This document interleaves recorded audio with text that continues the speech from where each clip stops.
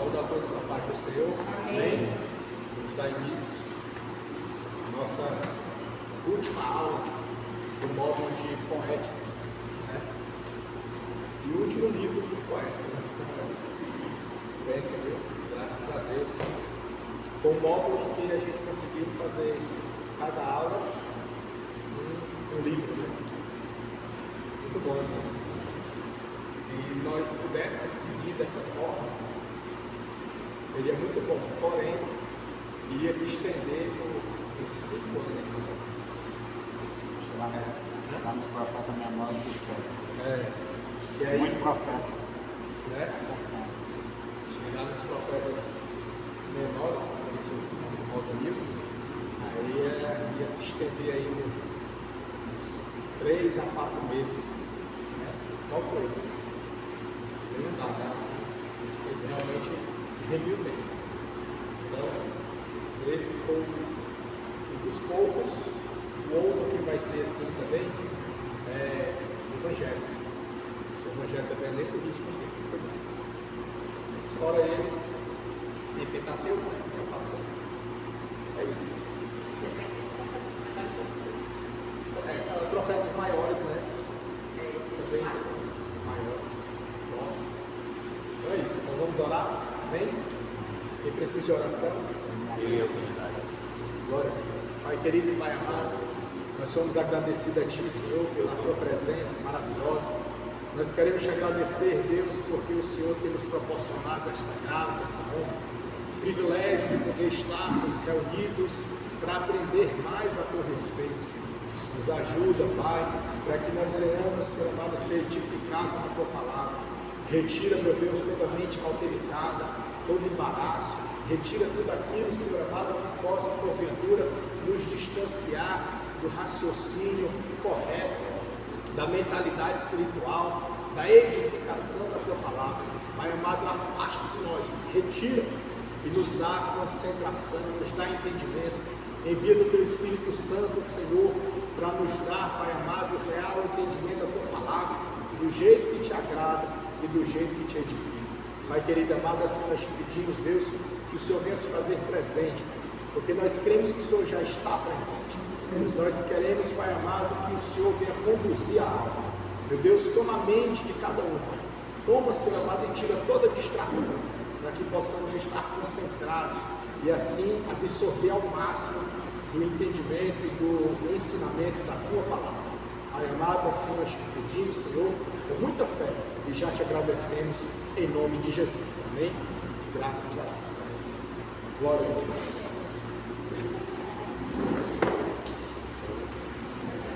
Meus amados,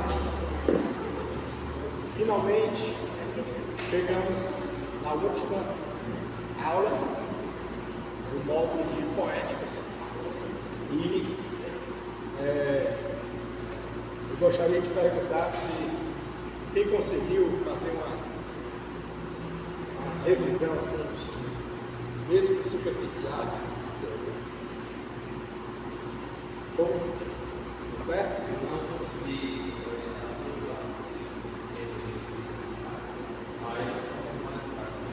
Viu, né? Glória a Deus. Pensa, viu?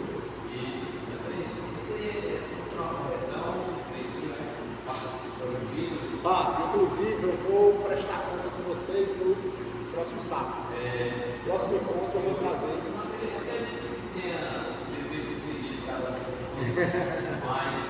Foi? Tem uma questão a fazer. Se caso eu venha responder esse formulário e eu escrevi nessa resposta, né? E a gente pudesse ter outra folhazinha para fazer uma nova revisão. Revisão? Tranquilo. É uma possibilidade, né?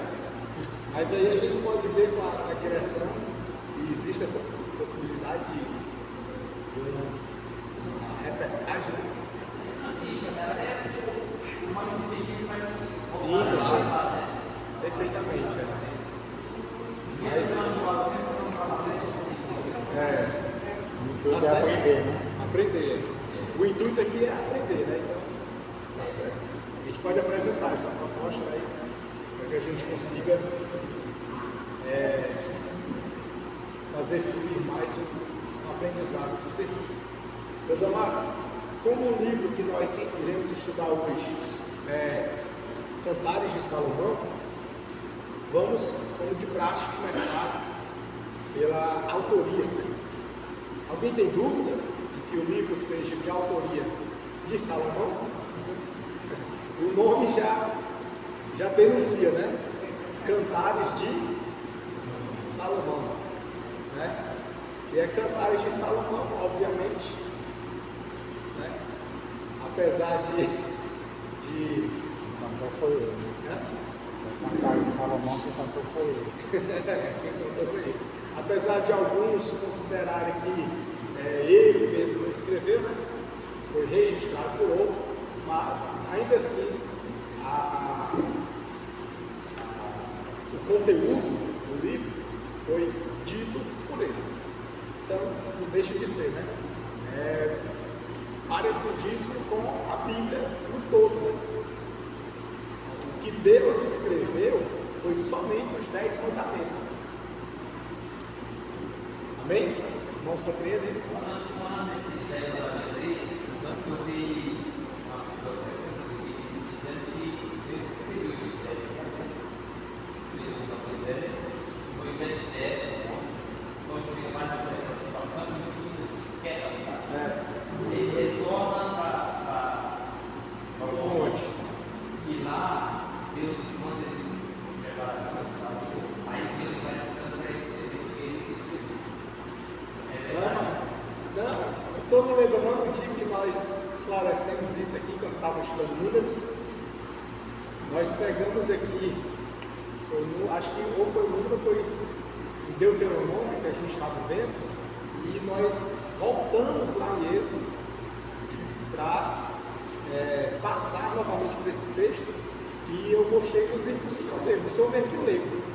E foi.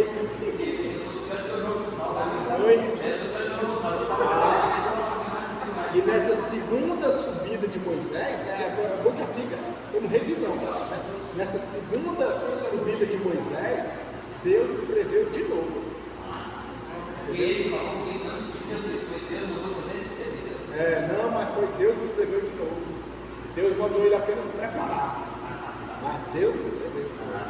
Eu também, durante anos, eu pregava dizendo que a primeira foi Deus que escreveu, a segunda foi Moisés.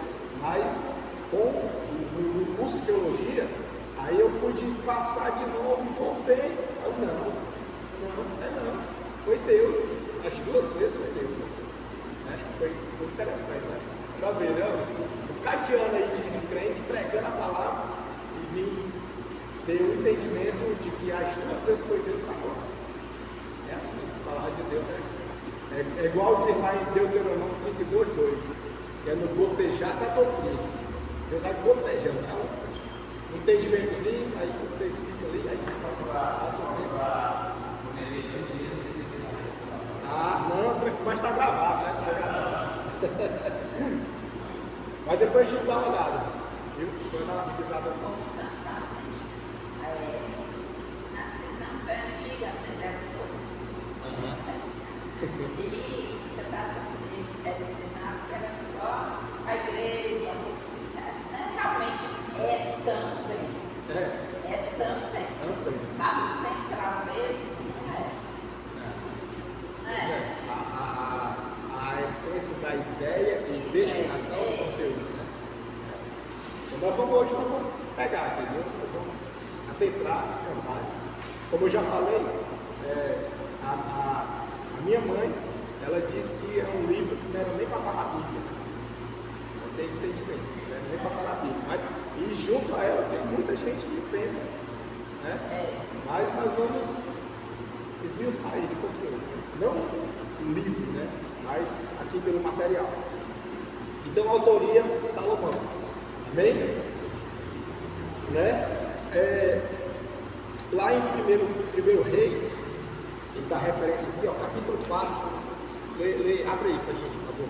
1 Reis, capítulo 4, no verso 35, 32, aliás, depois a gente chega ali. os outros, tem um anterior.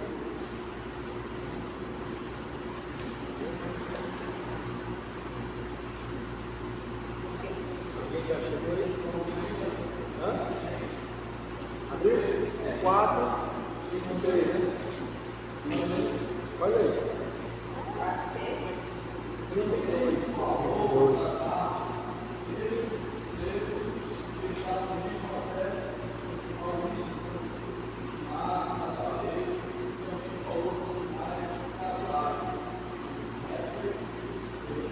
32. É o 2. Seus 3.000 provérbios e foram os seus cânticos 1.005. Isso. O 32, né? Ele diz a quantidade de cânticos de Salomão. Né? Eu nunca contei, mas assim, está escrito na Bíblia, está registrado na Bíblia, talvez fosse desnecessário, mas está na Bíblia.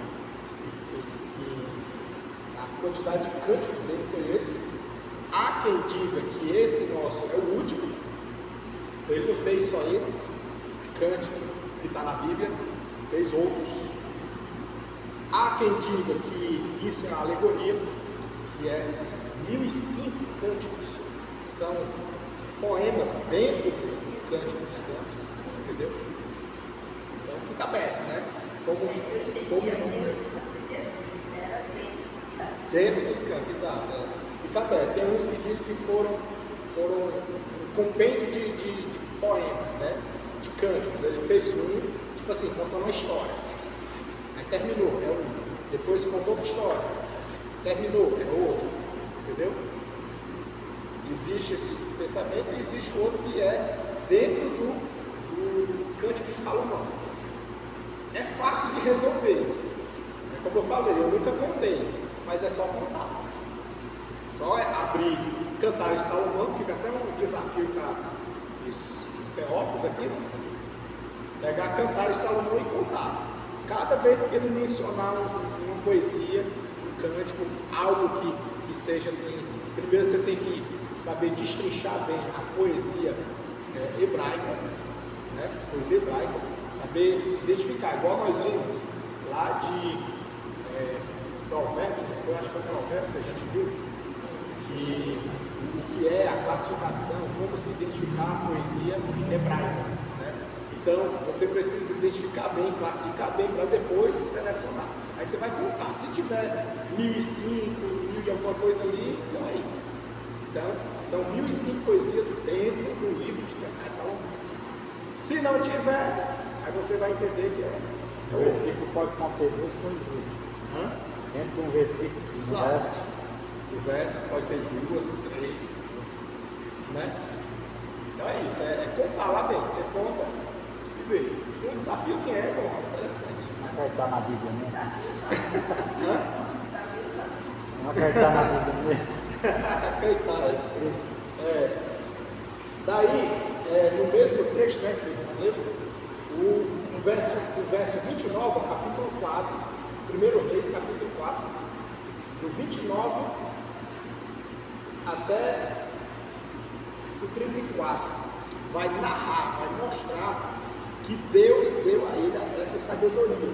Olha só, e deu Deus a Salomão sabedoria e muitíssimo entendimento, e largueza de coração, como a areia que está na praia do mar. É muita coisa, não é só.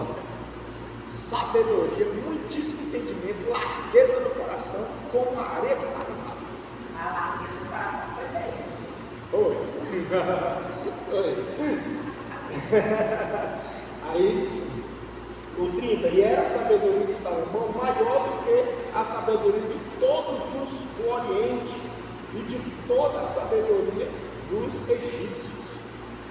Não era na Bíblia, viu? Não estou inventando não, era na Bíblia. O homem era sábio, não é não? Hã? Não é qualquer coisa não. Mas fica pulga em trás da orelha, não fica?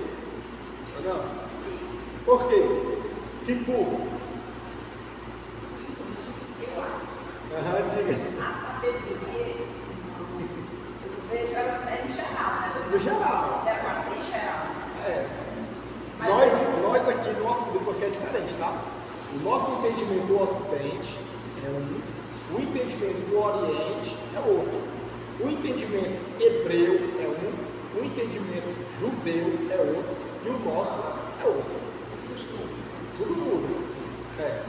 Muda muito. Então tem que sempre estar na perspectiva deles. Eu entendo assim, quando eu vejo a passagem aqui, que é mais sábio, então, lá no versículo, quem quiser sabedoria, Tiago, tem muito, precisa da sabedoria. Provérbios. Salomão fez. Salomão fez, então, quando ele se achou, ele foi buscar Deus da sabedoria. Ele não pediu riqueza. isso. E nem os inimigos, né? Então, eu vejo o seguinte, eu acredito que a minha experiência tem sido mais do que a gente faz sábio, porque foi Deus que capacitou. Foi Deus, né? Mas é isso. Agora assim, olha só que interessante, ó, no 31. E era ele ainda mais sábio do que todos os homens e do que Etã, que eram os sábios conceituados da época, Etã, israelita, e do que Emã, e Calcol, e Darda, filhos de Maom. E correu o seu nome por todas as nações em redor. E disse 3.000 provérbios, ou seja, ele disse, 3.000 provérbios. Aqui provérbios a gente explicou na outra aula, né, que é provérbios, aí sim, aqui é contado lá dentro de provérbios, porque você percebe que lá é salteado, cada verso conta uma coisa, não é assim? Já perceberam já? Cada verso conta coisa, não é uma história, é um assunto, um conceito, entendeu? Aí sim, perceba a diferença? A gente segue assim, um raciocínio é o 3, né? O 3, Tá na orientação que a gente que vai a orientação e fala a alegoria, né? é. Aí, 3.000, ele disse 3.000 provérbios, e foram os seus cânticos, 1.005, né? Entendeu? Por isso que fica aquele pensamento, né? Se é esse cântico dos cânticos que a gente vê, ou se foram muitos, e esse foi o último. Mas isso aí é para a gente pensar, por isso que a gente traz aqui, que aqui é o local para a gente despertar do sono, né, não, David? Enfim, mas olha só, irmã Maria José, a sabedoria dele. Nós aqui no Ocidente, principalmente nós cristãos, nós entendemos que se uma pessoa ela é sábia, ela é tida por inteligente, ela é tida por esperta, nós aqui do Ocidente, principalmente nós cristãos, aplicamos essa avaliação para toda a sua vida, principalmente para a sua conduta, a conduta da pessoa, não é assim? Lá, o próprio texto vai mencionar que essa sabedoria dele, as coisas eram em analisar as coisas, observar, era um teórico, digamos assim, só que excepcionalmente Salomão ia para a prática, ia viver, só que aí, assim, nós aqui, eu falo nós, eu digo aqui do Ocidente, e principalmente cristãos, nós classificamos a pessoa pela sua conduta, né? E quando se trata de relacionamento carnal, aí a gente já bota como pejorativo, como algo negativo, não é assim? Aqui nós, estamos falando de Cantares Salomão, e quando lá ele, já não, entende? Mas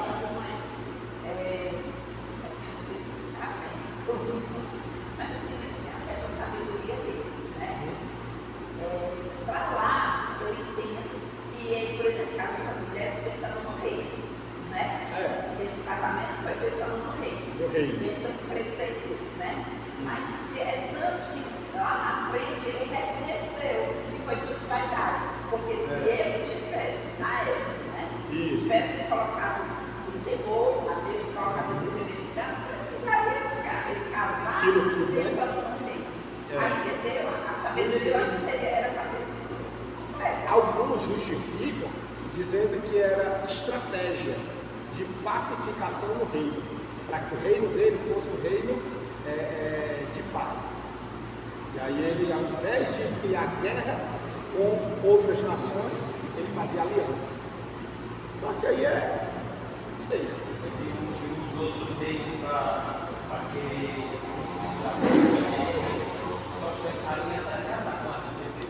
Ele casava com as filhas dos outros reis. Naquele caso das mulheres da criança, se fosse hoje, nos nossos dias, isso geraria uma colocação grande, seria saber o espírito quando ele, na hora dele, vai matar o reino.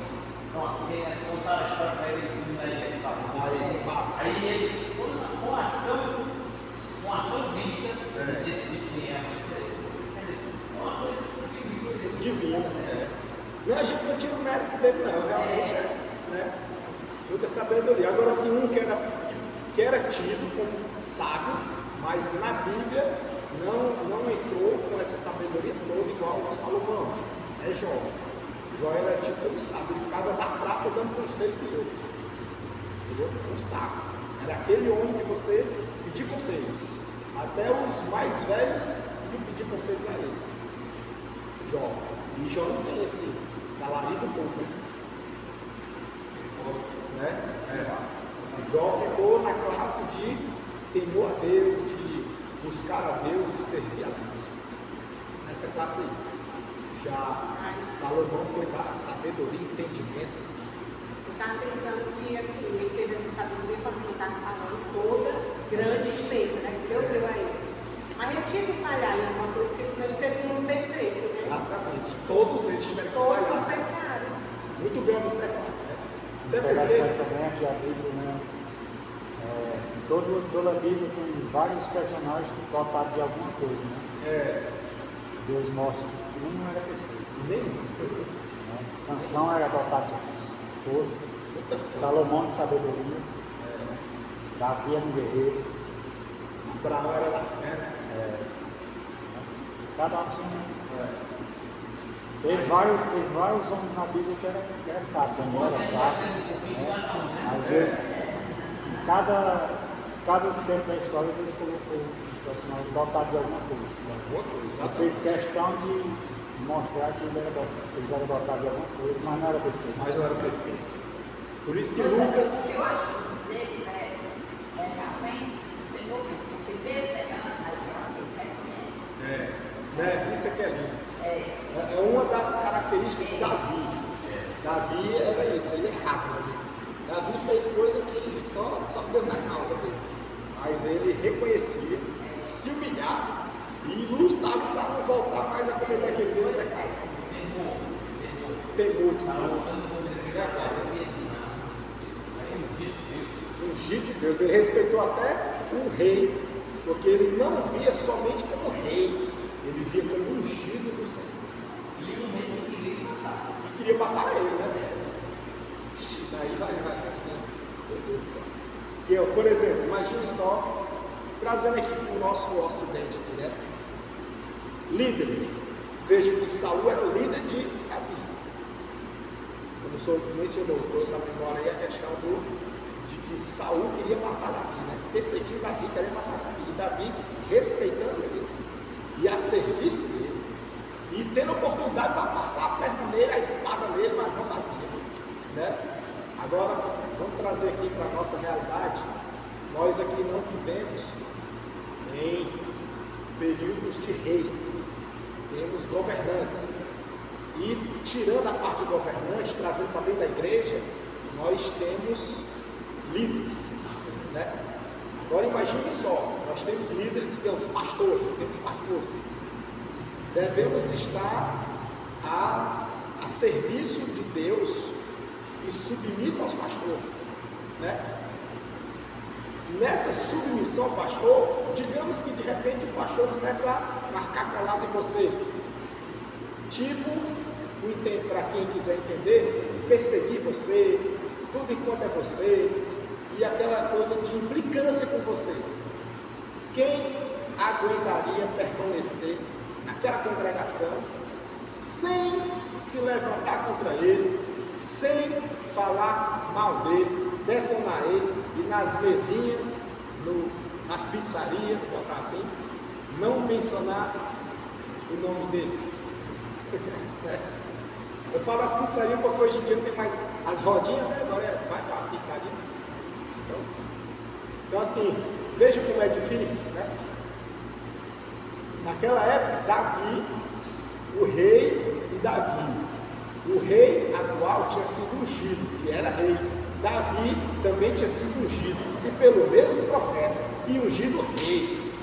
Né? Ele poderia crescer no ego e botar-se em pé de igualdade, era assim? Poderia?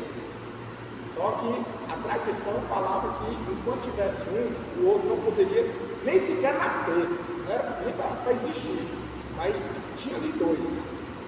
E o rei dele já tinha acabado.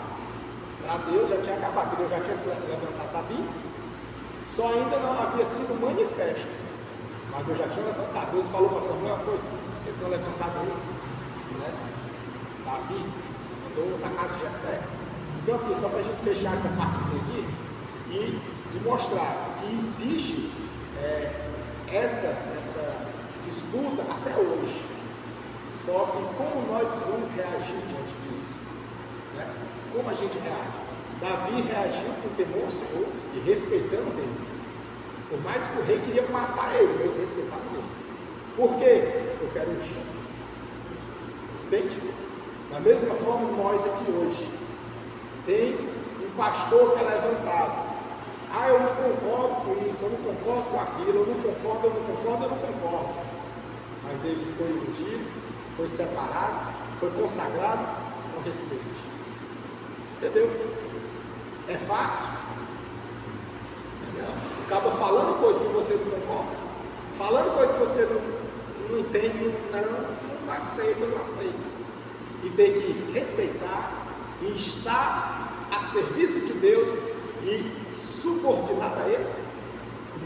Né? Não é fácil.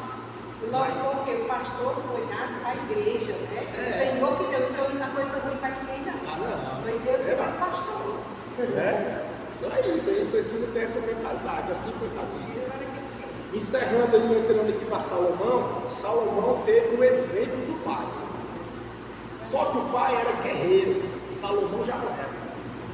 O pai era de guerra, meu irmão, era de guerra, o negócio não brincava não.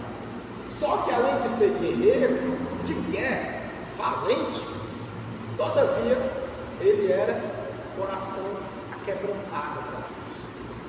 Né? É aí que está o segredo, como diz os memes, né? O pulo do gato.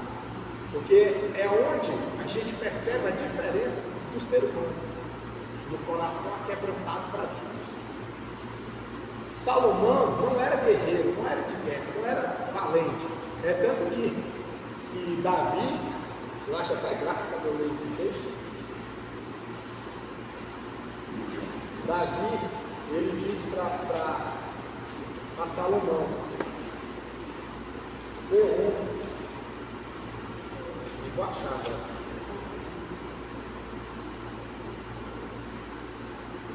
Eu vou achar. Mas Davi chega para Salomão e diz para ele, ser homem, em outra tradução diz assim, seja homem, ele vai assumir o reinado, então não é para ele estar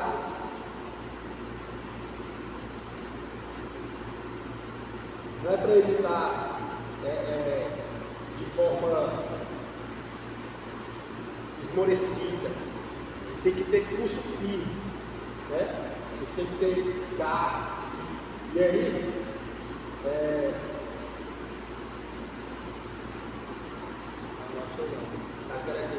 primeiro, né?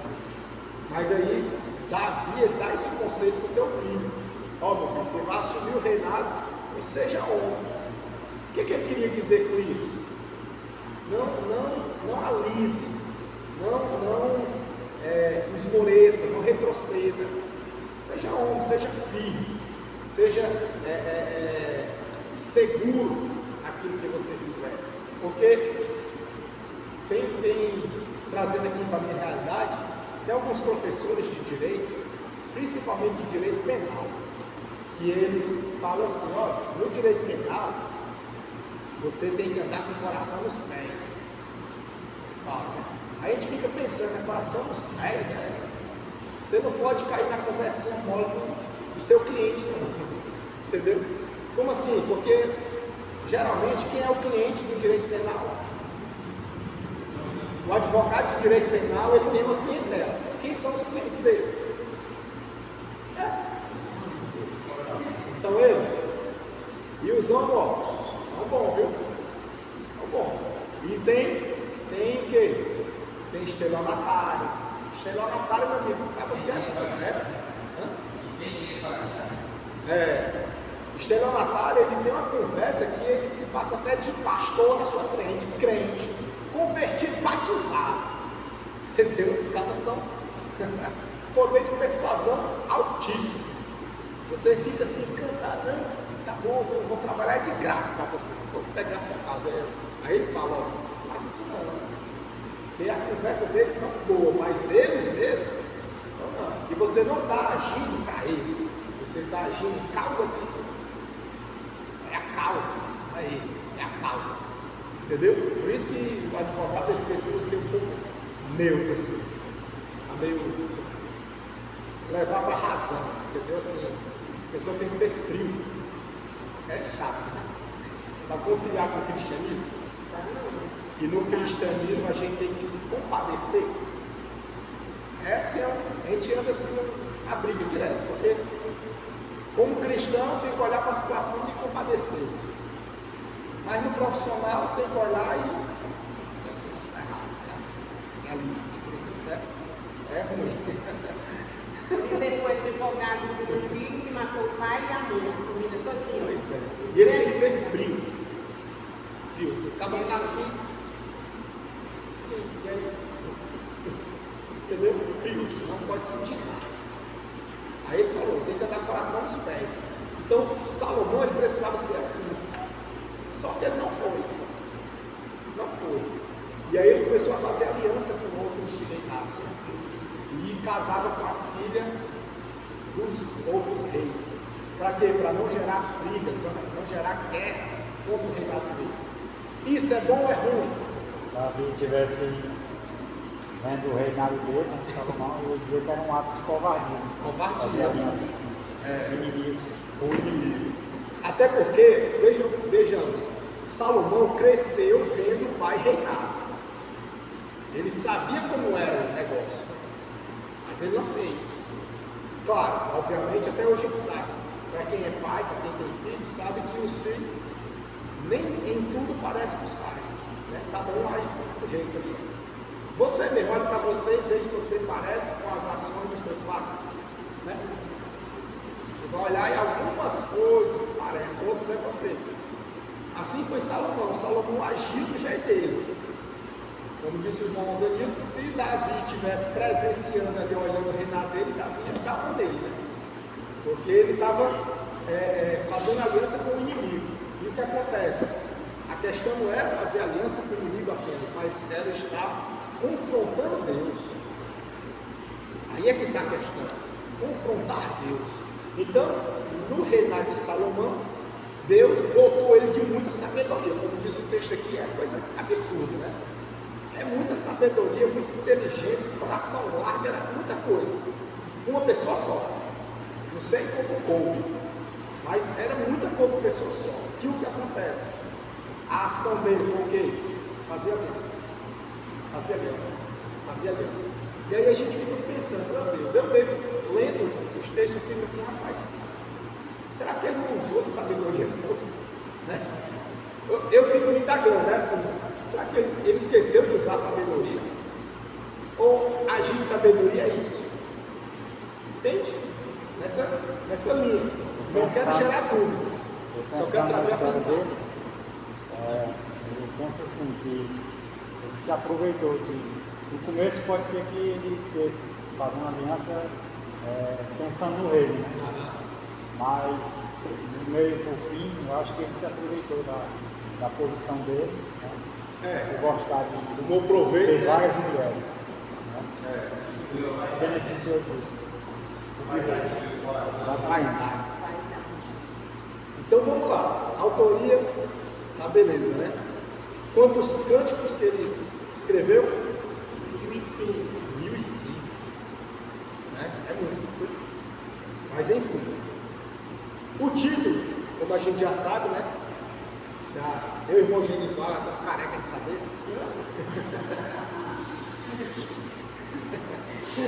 De que o título, quem foi que deu o título? Septuaginta, né? Septuaginta foi que deu o título para esses livros. E o título que ela deu é o de Cântico dos Cânticos. Tá? Cântico dos Cânticos. Devido às primeiras palavras do livro, que enfatiza a importância de serem eles os melhores cânticos do filho de Davi. Está vendo? Como, assim, essa questão, né? Mas enfim, deixa pra lá. Em português, o título é Cantares de Salomão. Em português, tá? Mas na língua grega, que foi da Septuaginta, né? É Cântico dos Cânticos. Ou seja, eles consideraram esse cântico o melhor deles. Certo? Vão aí com a pulguinha atrás da orelha, né? Não há uma possibilidade de 2005, né? Hã? Não há uma possibilidade de 2005. De quê? Não, 2005. Há uma possibilidade de ser os melhores? Isso. Aí há uma possibilidade de ter sido 2005, tá? Do 1005, né? Pois é, né? O que eu estou falando? São as linhas, né? Aí eu joguei para vocês ler e anotar. Vocês vão ler e anota. Pega aqui um cântico dele. Porque o que é um cântico, né? Você tem que ver lá a verdade. Mas assim, um cântico é um todo. Não é uma frase, entendeu? A frase é um profeta. Cântico é outra coisa. Mas enfim, é só jogando aqui. Aí, a data, aproximadamente, ele foi honesto, aproximadamente, ele só inverteu aqui a ordem, né? Só inverteu, aproximadamente 960 ou 900 antes de Cristo. A ordem é essa. Porque não está vindo de lá para cá, né? Aliás, é como se estivesse olhando para Cristo e está indo para lá, então está zerando. Começou aqui com 3.000, exemplo, é o recorte, né? 3.000, aí vem descendo, até chegar em Cristo. É uma ordem decrescente. Quando chegar em Cristo, aí zero, começa de novo. Aqui está só invertido. Então é aproximadamente isso aí.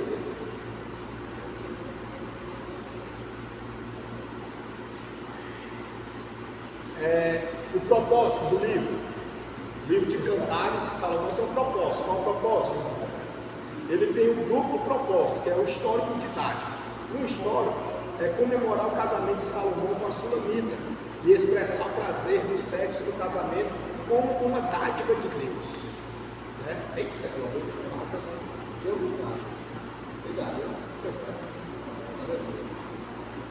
Então é o que? Propósito histórico. Contando pela história, né? A história em si. Ele diz que era para celebrar, comemorar o casamento de Salomão com a Sulamita. Certo? Propósito histórico. Por exemplo, se a gente voltar lá para a época, como a gente vai ver esse cântico, é como sendo a narrativa da festa do casamento e da lua de mel dele, digamos assim, né? Casamento e lua de mel. Aí, espiritualizando, você vê em outro detalhe, outra vertente, entende? Mas no histórico é esse sentido. Agora no didático, o teólogo Eduardo Jung afirma que o livro foi escrito para leitores que vivem num mundo de pecado, de prazeres e de paixões, onde violentas tentações nos assaltam e procuram afastar-nos do tipo modelar de casamento, nos moldes da lei de Deus, e lembra-nos de um modo particularmente sublime, quão puro e quão nobre é o verdadeiro amor. Então ele traz no sentido oposto. Qual o sentido oposto? Dizendo assim, não, ele não está relatando apenas o seu casamento, ele está mostrando a depravação do ser humano por causa do pecado. Entendeu? Aonde está direcionado o olhar e a intenção do coração do ser humano por causa do pecado? Ele só vê imoralidade, só vê promiscuidade. O outro aqui, né, no didático, o prólogo Eduardo Jung. Então ele vê nesse sentido. Todavia, ele mostra, lá no final, ele diz assim, que está procurando afastar do tipo modelar de casamento, nos moldes da lei de Deus. Aí ele vai trazer um pouco de como é os moldes da lei de Deus. Lembra-nos de um modo particularmente sublime, que aí o relacionamento de Deus, né, nos moldes de Deus é sublime. Quão puro e quão nobre é o verdadeiro amor. Aí mostra aquela relação não mais na ótica da promiscuidade, mas já na ótica do verdadeiro amor. Então assim, quando há o verdadeiro amor, a relação ela é recíproca, a consideração é recíproca, o afeto, o desejo de um estar com o outro é recíproco. Entende? Dá para entender assim? Tá? Irmão, então esse livro de Cantar Salomão, ele é no sentido ensinamento do casado ou é espiritual, da igreja de Jesus? Eu já chegar lá, vou falar isso só até terminar. Agora não. Deixar melhor no final. No final. Tá funcionando aqui por mim, na minha ótica, tá todo isso aqui. Tá ótimo. Tá? Eu tô. A vaidade. A vaidade, né? Eu tenho. A cadeira que tá top. É a cadeira que tá toda. A cadeira.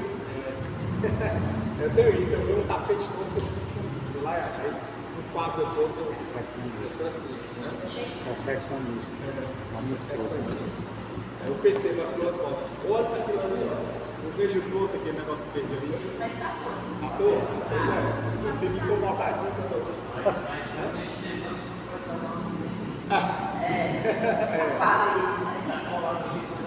O quadro, ó. Vocês percebem como é que eu boto o quadro? Eu tenho sempre na minha saída. Eu não tenho aqui treino nem nível. Eu tenho que centralizar, tá? Aqui eu vou mais espaço para ficar mais aqui. Minha esposa é desse jeito. É assim também? É. Eu sou assim, era que eu ia andar com a prenda direto. Aí eu fico incomodado se tiver mais pra lá, ou mais pra cá. Eu sou assim. É natural. Eu estudando. Aliás, eu vou fazendo no meu dia a dia, no meu trabalho, fazendo as petições, as coisas. Aí eu vejo assim uma palavra que eu vi que não está bem adequada, eu tiro ela, eu fico incomodado. Enquanto ela estiver lá, eu tiro e boto outra. Alguma coisa assim, eu sempre altero. Tá bonito, já tá bom, mas pra mim não tá. Eu, não tá bom ainda não. Eu lá e altero assim. Demora muito fazer um texto. Mas enfim, aí nesse caso do histórico e do didático. No histórico, narra o casamento dele com a sua amiga. Ela aguardando, ele está lotado, né? Aguardando o seu amado. E no histórico, no didático, ele mostra a promiscuidade e a depravação da ótica humana na relação. Certo? E comparado em detrimento ao propósito de Deus no casamento. E aí ele diz que o modo de Deus, ele é sublime, ele é puro, é nobre e demonstra o verdadeiro amor. Tá? Quem ama de verdade assim, a gente fala um amar de verdade, ele, no seu mais íntimo, no mais puro, no mais profundo, ele nem sequer pensa na relação sexual, como traz a ideia, porque ele traz mais, ele se alegra mais na consideração do que mesmo nos atos. Entende? Eu estou falando, perceba, no mais íntimo, no mais profundo, no mais intenso. Ele é assim. Agora, claro, obviamente, que existe a atração, que existe o desejo. Isso é óbvio. Isso não descaracteriza a intensidade do amor. Mas falando aqui em termos de essência, de profundidade, de algo sublime, ele não se folga, ele se alegra. Quando o Adam foi casar, eu pedi para ele: por que você vai casar?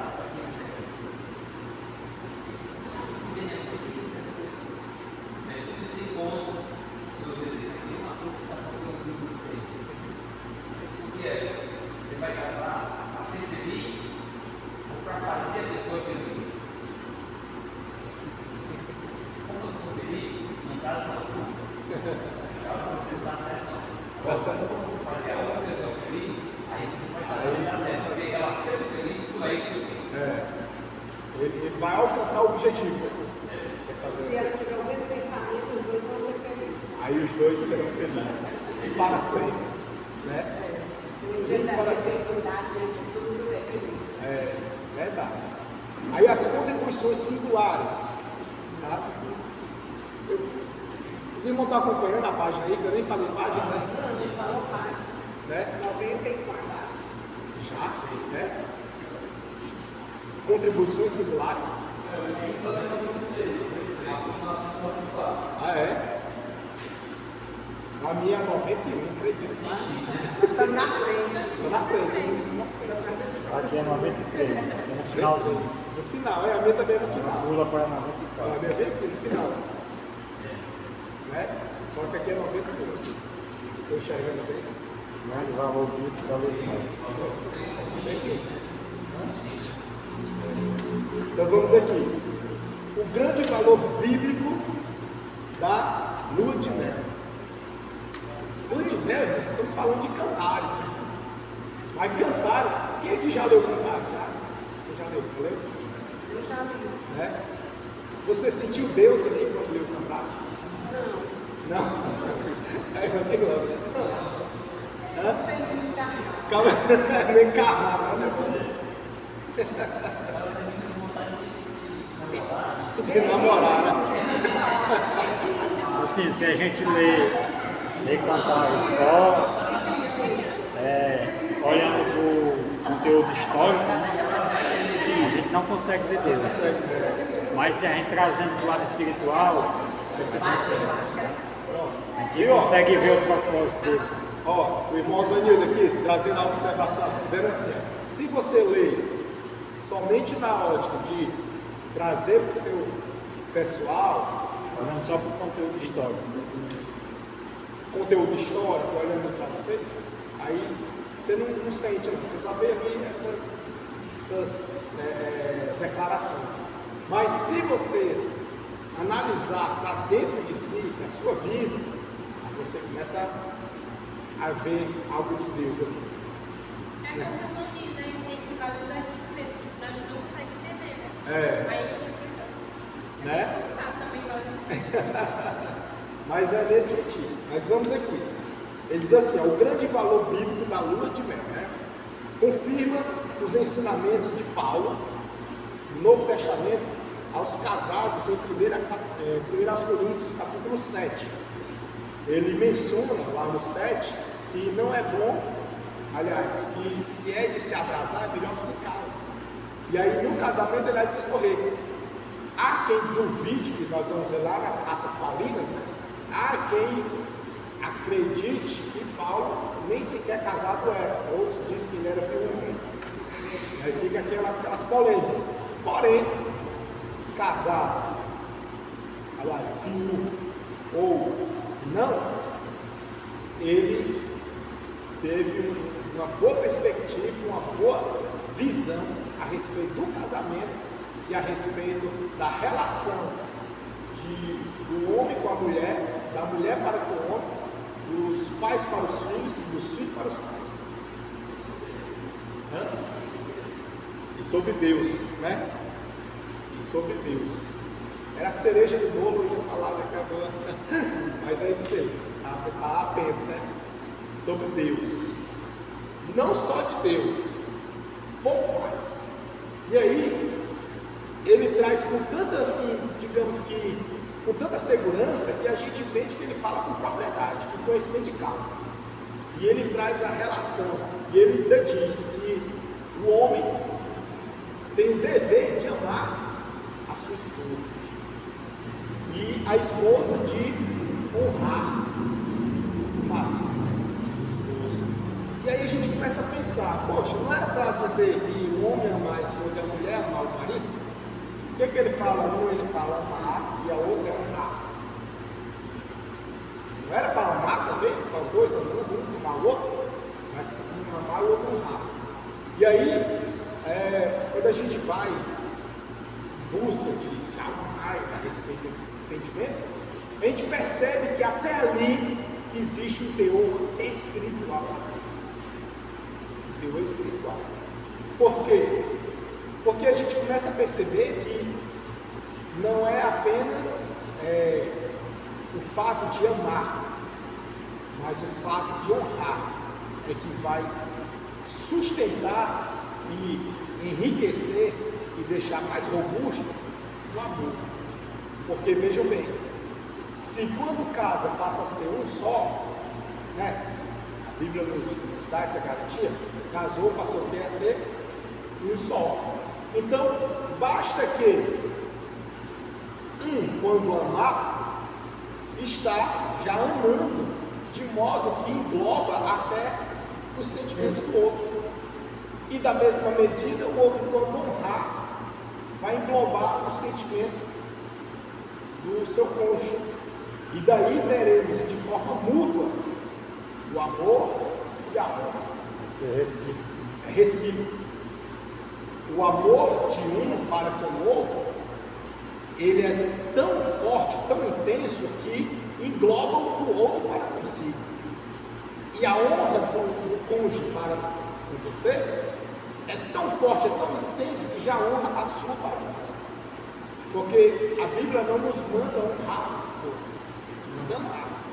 E não manda a esposa amar o marido, manda honrar. Porque Deus sabe a diferença do temperamento do homem e da mulher. Né? O homem amando é totalmente diferente, né? Já a mulher honrando, que a mulher é dela. É. Na Hoje em dia nem tanto, né? Mas né, a gente, mulheres, antigas, ou na fé e tudo, conhece? Sim. A mulher honrando, né? É diferente do homem, não. Aí ele tem que amar ele. Tem que amar para poder ele seguir fiel, né? É isso, entendeu? Eu ia dizer isso. Aí Sim, Deus, sim. quando Deus é sábio, Deus sabe das limitações, né, de cada pois é. um. Deus sabe todas as coisas. E aí a gente começa a perceber, por exemplo, como a irmã está trazendo o exemplo, né? Aí a gente olha na Bíblia e vê a comparação que Paulo usa. Amar a esposa assim como Cristo amou a igreja. Né? Trazendo assim para essa comparação, eu acho até, claro, eu acho pesada, a comparação pesada, porque ele poderia comparar com outra pessoa, sei lá, mas botar Cristo para a igreja, a gente vê assim que o negócio é forte. Tem que ser realmente um amor que ele vai além das nossas forças.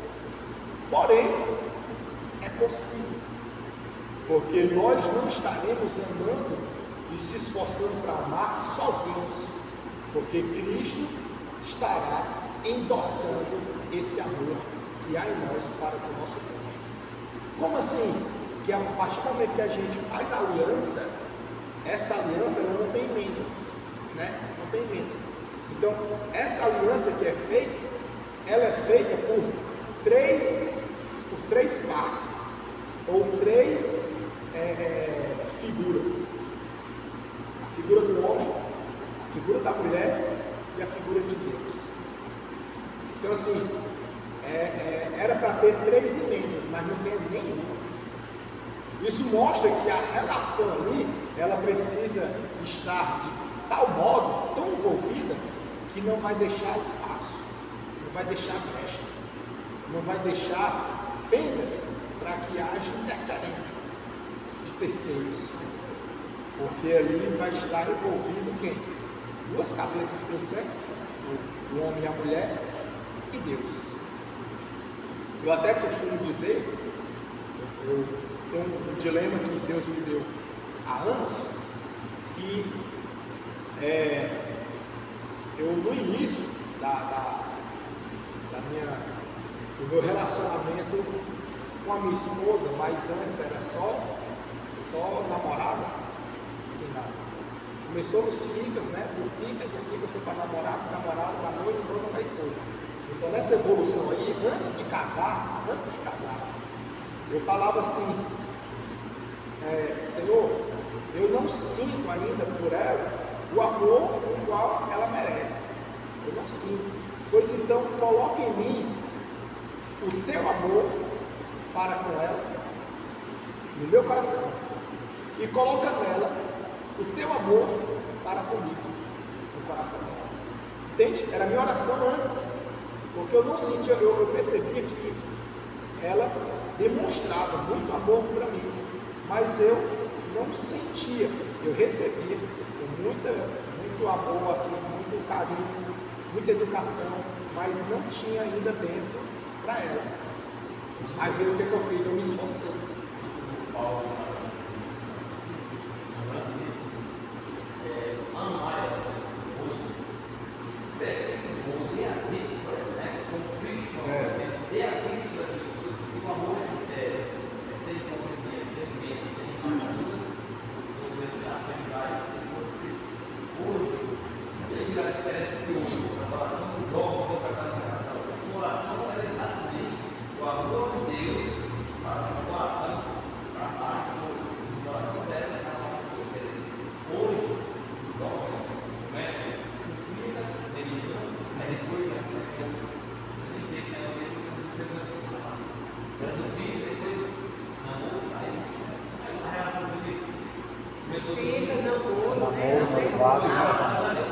O meu foi assim, fica, namoro,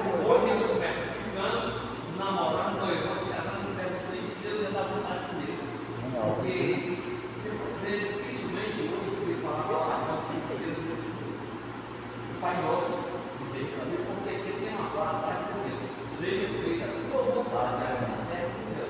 Então, eu tenho que caminhar da igreja, eu começo a namorar, tá, Deus certo. Aí eu vou orar, e faz que Deus disse, não é eu quero, nem que é errado, mas eu quero. Aí, exatamente aí, ele casou, ele não vai se conversar com ele sempre, né? Não, sempre Deus foi ela. Porque não existia aqui o amor de Deus. Isso, a relação. Exatamente isso. Aí o que eu fiz? Eu orei dessa forma, pedi para Deus, para Ele semear do amor. Aí comecei a enxergar valores, a considerar, a sentir falta, a gostar da presença, a gostar de ouvir a voz. Brotou, entendeu? Assim, vindo de Deus. Então, aí eu peguei isso aí e continuei na oração, até casar e até hoje passo para outras pessoas. Que é muito importante que você faça isso. Peça a Deus para semear do amor dele, o dele, no seu coração, para com sua esposa, e o dele, no coração da esposa, para com o marido, porque aí vai ter realmente os 3. O amor dele vem para ela e você. O amor dele por você, aí joga nela, liga por você. O amor dele por ela, joga em você, vai pegar nela. Aí envolve-se. Cordão de 3 dobras. sabedoria, né? Hã? Aí fecha a bênção sem sabedoria. Exatamente. E foi isso que Deus fez, hein? A glória de Deus, né? Coisa assim que ninguém acreditava, mas graças a Deus já estamos aí liberando chegando aos 15 anos já. É bênção. E eu fui até a propósito com Deus que eu não quero me lembrar o motivo, porque para mim eu quero que seja como se fosse ontem. Assim, minhas loucuras, eu sou cheio dessas coisas. Sou cheio dessas coisas. Aí, mas enfim, aqui a gente percebe que Paulo, ele falava com muita segurança. Por mais que alguém duvide que ele tinha propriedade para falar. Por que propriedade? Porque não se sabe se ele era casado. Mas, olhando as histórias, a gente vai perceber que era, porque ele era fariseu. Entendeu? E aí, o farisaísmo era como se fosse assim, um pré-requisito. Era o casamento. Então, assim, isso é um viés, né? Não é segurança, é viés. E daí a gente começa a perceber que ele falava com muita segurança. E a mensagem vital para a juventude ele traz. Nele, as pessoas mais visadas são os jovens, as jovens virgens, né? Percebam que quando se fala dessa questão assim, de sexualidade, visa logo os virgens, né? Que é para poder já intensificar na sua mente e inserir aquela visão deturpada, promíscua, né? Aí ele traz na questão de cantares, a gente vai perceber que existe aquela relação mútua da Sulamita com Salomão, mas sempre trazendo aquela figura, aquela linguagem de o meu amado, onde está? Estou à procura, ele é assim, ele é daquele jeito. E da mesma forma, Pedro, falando da sua amada, né? Então a gente começa a perceber que existe ali uma admiração de um para com o outro, uma expectativa, uma esperança e um aguardo. Entende? Consegue imaginar assim? Não tem? Quando você lê Cantares, você tirando ali aqueles detalhes do corpo, mas olhando para a questão da ansiedade de ver, da ansiedade de ter, da ansiedade de alcançar e de estar perto, você começa a ver em outra dimensão. Entende? Vamos aqui, para a gente ver a questão de algumas colocações. Ele, ainda nas contribuições singulares, ele traz também, ele enfatiza as duas características do amor. E diz, salienta as duas características do amor, a ternura e terror, lírio entre espinhos, feroz como veementes labaredas. E traz também a cristologia dentro de Cantares. Não tem cristologia, vai em Cantares. Todo o Antigo Testamento. Todo, né? Todo o Antigo Testamento. Eu posso pregar sobre Cantares no culto? Deve. E se você tiver o feeling de fazer a aplicação de forma adequada, meu amigo, você vai ver assim que a dimensão espiritual é outro nível, porque você vai falar de intimidade. Para quem é de oração, se a gente falar essa palavrinha, já fica logo assim, desse jeito, você fala assim, a intimidade. Vai vir um camarada pregar em Cantares, em culto Santa Ceia. Foi, né? Uma mensagem. Explicado como. Pois é, só que eu dizer, se eu tivesse o filho para dar uma boa aplicação, é uma das senhoras mensagens para cá em Cantares. Aí a cristologia é cantares, um símbolo entre o relacionamento de Deus e seu povo. Salomão é um tipo de Cristo e Sulamita é um tipo de A resposta que eu perguntei. resposta. Eu lembro porque o negócio é grosso. Porque todo livro Exatamente. do Antigo Testamento você tem que ver, procurar Cristo nele, a cristologia. Isso. De Gênesis até Malaquias. O Antigo Testamento. Você tem que procurar onde é que está Cristo ali. E na verdade, a gente pode até considerar a Bíblia inteira. A Bíblia inteira. Porque quem é o tema central da Bíblia? Cristo. O tema central da Bíblia é Cristo. Não diria assim o Antigo Testamento. E o Antigo Testamento? Os evangelhos até Apocalipse a gente já sabe que Cristo Já é o seu primeiro. manifestado. Exato, O Antigo Testamento. é igual aquele desenho que a gente fez, né? O Antigo Testamento ele estava nos bastidores. Né? Exatamente. Se apresentando ali, Até na genealogia é Cristo. é Cristo. Legal, né? Então aqui, ó, meus irmãos, inclusive, né, o irmão Vitor, a Gênia, que já havia antecipado algumas coisas, está aqui. É cantares, um símbolo entre, eu até substituiria aquele, meus, como é que chama, hein? Os talks, né? Eu substituiria o entre aqui para colocar o de. É cantares, um relacionamento. É cantares, um relacionamento entre Deus e seu povo. Salomão é um tipo de Cristo e a Sulamita é um tipo da igreja. Né? Veja como fica. É melhor do que entre, né? É os meus toques, eu sou cheio disso. Mas não sou melhor, dá para entender melhor assim? É cantares, um símbolo de relacionamento entre Deus e seu povo. Os irmãos conseguem enxergar dessa forma? Cantares de Salomão, um símbolo de relacionamento entre Deus e seu povo.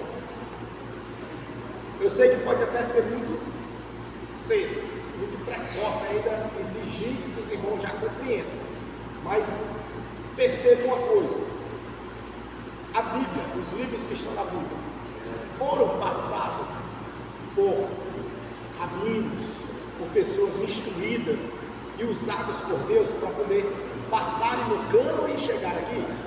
Sim ou não? Sim. E se passou, tiveram os seus motivos. Sim ou não? Tem os seus motivos. E se está lá, tem o seu propósito. Se nós não compreendemos ainda, o erro não é o livro. Nós precisamos, aí eu vou usar de novo o mesmo termo, aperfeiçoar e afunilar mais a nossa intimidade com Deus. Porque aí, quando a gente estiver ainda mais íntimo com Ele, a gente vai entender as entrelinhas da Bíblia Sagrada. Porque saiba uma coisa, como já foi muito bem expressado nesses últimos dias, que a Bíblia, ela interpreta a si mesma. Como assim? O que você não entender em uma parte, lá na outra parte você vai compreender melhor. Entendeu? Dentro da própria Bíblia. Quem tiver lá em Gênesis, se você não entender bem, lá nos Evangelhos vai variar. Né? Quem tiver, por exemplo, a gente está estudando Cantares, Salomão, lá em Crônicas, entendeu? A Bíblia interpreta ela mesma. Dentro dela você vai entender o porquê de determinada coisa ter acontecido ou não. Dentro dela. Entendeu? Então, da mesma forma, Cantares. Existem muitas pessoas que não aceitam que esse livro seja um livro espiritual. Mas ele é. Ele é dos mais íntimos. Detalhes, ele vai no mais profundo da relação Não digo a relação conjugal, carnal, mas falo da relação divina. Interessante, né? Cantares ele fala do relacionamento de Cristo e a igreja, né? Aí Jesus, lá nos evangelhos, ele usa duas parábolas falando do casamento. A parábola das bodas e a parábola das 10 virgens. Isso. É para ilustrar o relacionamento dele e a igreja.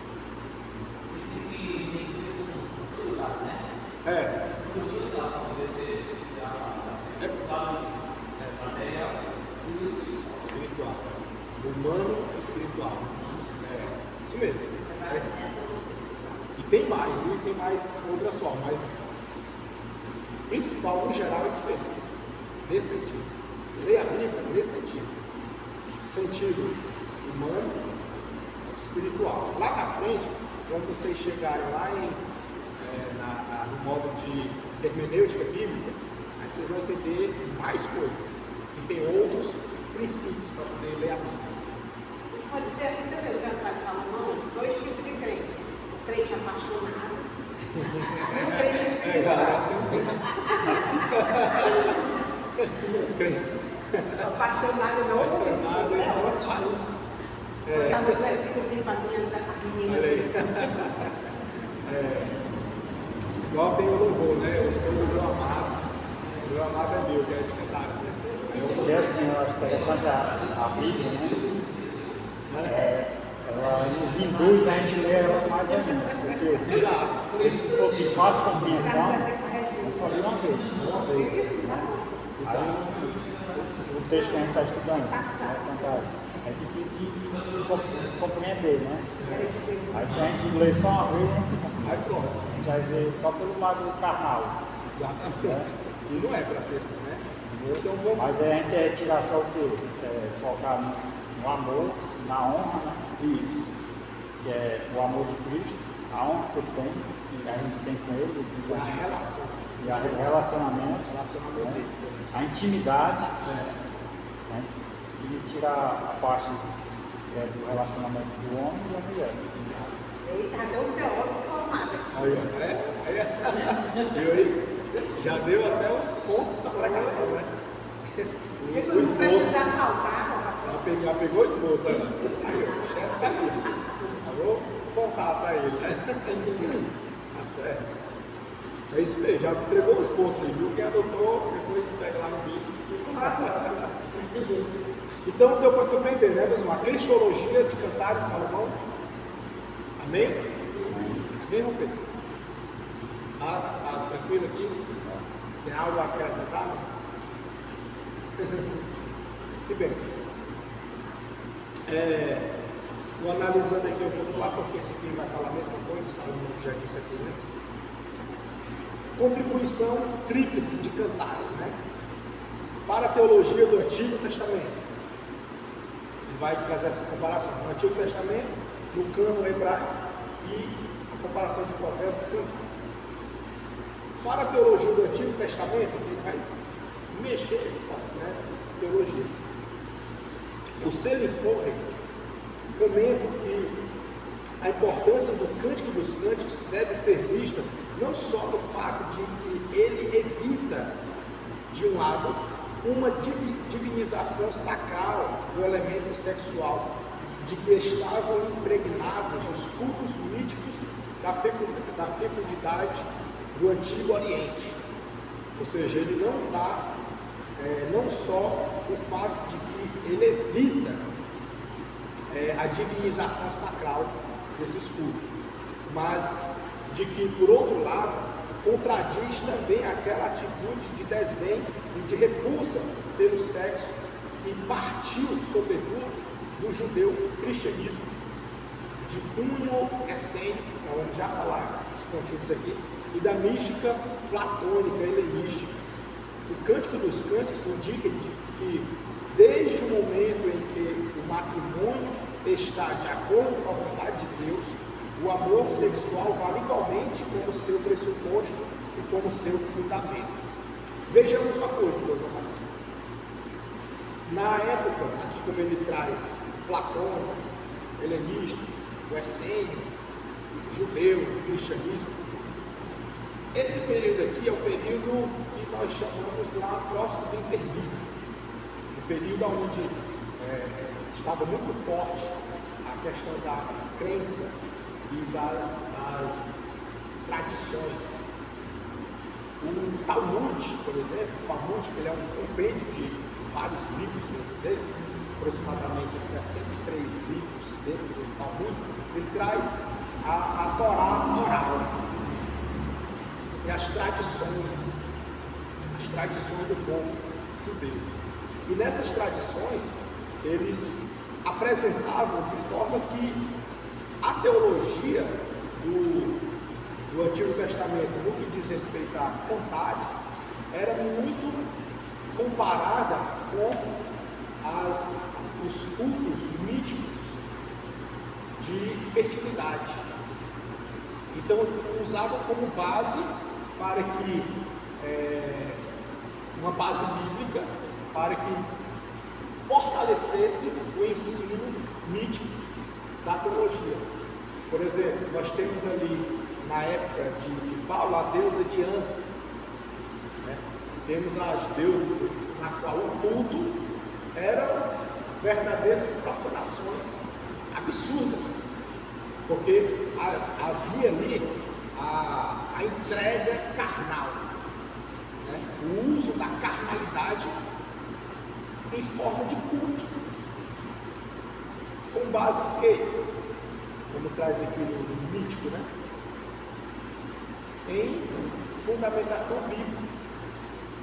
As seitas por aí, as seitas e muitas, todas elas trazem um texto isolado da Bíblia para dizer que tem fundamentação bíblica. Todas elas. Até na macumba usa-se base bíblica, textos isolados da Bíblia para dizer que é bíblico. No Espiritismo, traz lá, pega um texto isolado e diz, não, está na Bíblia, está na Bíblia. E aí cantares foi usado como palco, como parâmetro para isso. Obrigado. Está começando a...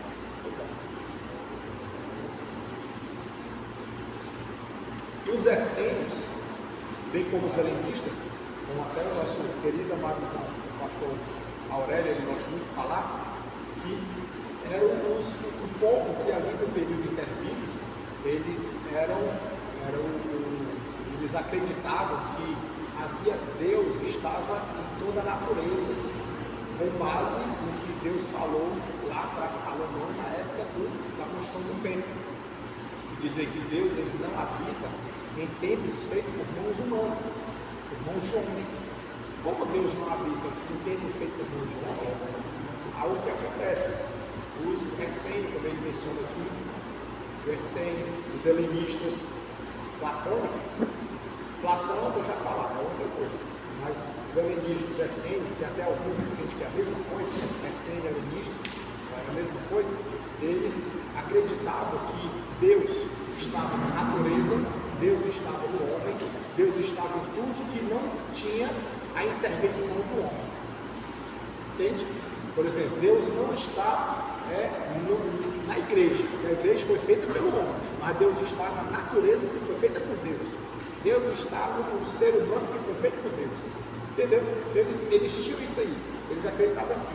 E no ideal, aqui de Platão, ele acreditava no idealismo, no ideal de Deus. Inclusive o pastor Aurélio, ele até menciona que esse grupo, os essênios, helenistas, eles faziam parte do grupo seleto de unicistas. E os unicistas acreditam que Deus está em tudo. O Pai, o Filho e o Espírito Santo é um só e está em tudo. Está na natureza. Se eu olhar para o sol, eu vejo Deus. Se eu olhar para o céu, é Deus. Se eu olhar para a lua, é Deus. Se eu olhar para os pássaros, é Deus. Se eu olhar para a pessoa, ela não é mais semelhança de Deus, ele diz que é Deus também. Entendeu? Eu insisto. E aí ele menciona, ele até bate. Ele tem um livro que é chamado Seitas e Heresias, ele bate lá, sabe quem? O grupo Voz da Verdade. Que eles são unicistas. E por serem unicistas, caem aqui, os essênios, os helenistas, né? Isso é particularidade, né? Mas aqui ele vai trazer essa ideia, a teologia do Antigo Testamento. Veja de onde vem, né? Fala-se Antigo Testamento porque é ali do período interbíblico. E o que aconteceu no período interbíblico? O maior acontecimento do período interbíblico é que foi o período em que Deus não falou com a humanidade. Deus não levantou profeta para falar. Ou seja, era um período de trevas, né? Um período sombrio que a pessoa se passar cerca de 400 anos sem ouvir Deus falar. Teve pessoas que nasceram e morreram e não conheceram gerações. Entende? Então foi esse período aqui, os essênios, os helenísticos. Ele fala aqui do judeu, cristianismo. O judeu é diferente do hebreu. Esse judeu cristianismo aqui, ele era o judeu que estava mais enraizado na cultura e na religião egípcia do que mesmo hebreia. Entende? Então, como eles estavam mais com a cultura egípcia, aí estavam nas adorações do Deus Sol, entende? Dinheiro, amor. Eu estava assim nessa cultura. Sendo que a visão que nós devemos ter, a ótica que nós devemos ter no conceito bíblico é sempre respeitar o que o texto diz. Se o texto diz A, é A. Se diz B, é B. Ah, mas Platão falou isso. O ideal de Deus para a humanidade. Mas é esse o contexto bíblico? Então eu vou pela Bíblia. Entendeu? Os essênios falavam que essa relação que existia lá no Cantares de Salomão era uma demonstração de culto para Deus.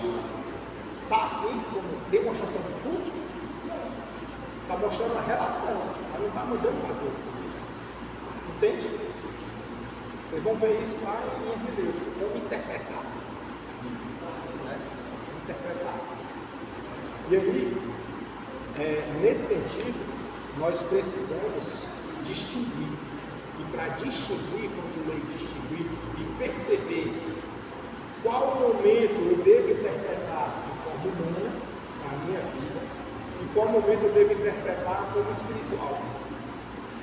E distinguir lá dentro. Né?